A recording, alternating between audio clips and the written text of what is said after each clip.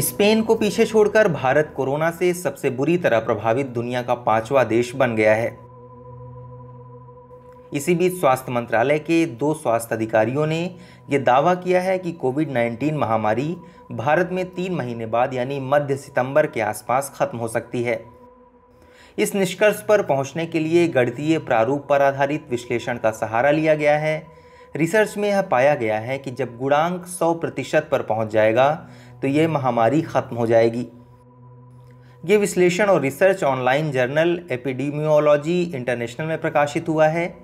ये research health ministry में स्वास्थ्य सेवाएं महानिदेशालय यानी DGHS में उप निदेशक डॉक्टर अनिल कुमार और DGHS में ही उप सहायक निदेशक रूपाली रॉय ने किया है। उन्होंने इस निष्कर्ष पर पहुंचने के लिए बेली के गणितीय प्रारूप का इस्तेमाल किया है। आइए अब आपको बताते हैं कि क्या है बेली के गणितीय प्रारूप की प्रक्रिया। ये गणितीय प्रारूप किसी महामारी के पूर्ण आकार के वितरण पर विचार करता है जिसमें संक्रमण और इससे उबरना दोनों ही शामिल हैं। ये प्रारूप निरंतर संक्रमण प्रकार के रूप में प्रयुक्त किया गया, जिसके संक्रमित व्यक्ति संक्रमण के स्रोत तब तक बने रहेंगे जब तक कि इस चक्र से वे संक्रमण मुक्त नहीं हो जाते या उनकी मौत नहीं हो जाती। साथ ही कुल संक्रमण दर और रोग से उबरने की दर के बीच संबंध के नतीजे हासिल करने का भी विश्लेषण किया गया है। इस दस्तावेज के अनुसार भारत में वास्तविक महामारी 2 मार्च को शुरू हुई थी और तब से इसमें लगातार बढ़ोतरी हो रही है। विश्लेषण करने के लिए विशेषज्ञों ने 1 मार्च से 19 मई के बीच देश में दर्ज किए गए कुल मामलों का डेटा का इस्तेमाल किया था। शोध पत्र में कहा गया है कि भारत में बेली के रिलेटिव रिमूवल रेट यानी BMRRR कोविड-19 का रिग्रेशन एनालिसिस दिखाता है कि सितंबर के मध्य में रैखिक रेखा 100 तक पहुंच रही है।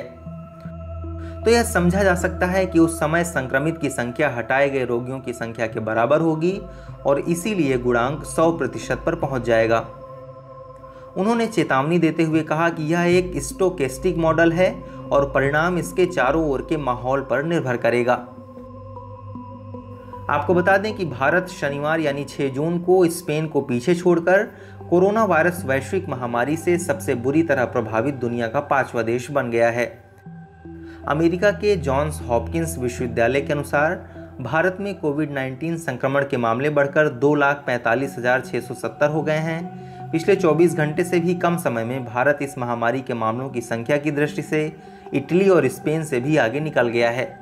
अब अमेरिका, ब्राजील, रूस और ब्रिटेन ही इस मामले में भारत से आगे हैं। इस वीडियो में फिलहाल इतना ही। आप अपने सवाल और सुझाव हमें कमेंट करके बताइए। बाकी देश और दुनिया की ताज़ा तरीन खबरों की अपडेट्स के लिए हमारे चैनल लोकमत हिंदी को सब्सक्राइब कर लीजिए। अगर आप ये वीडियो फेसबुक पर देख रहे हैं तो हमारे पेज को लाइक और फॉलो कर लीजिए।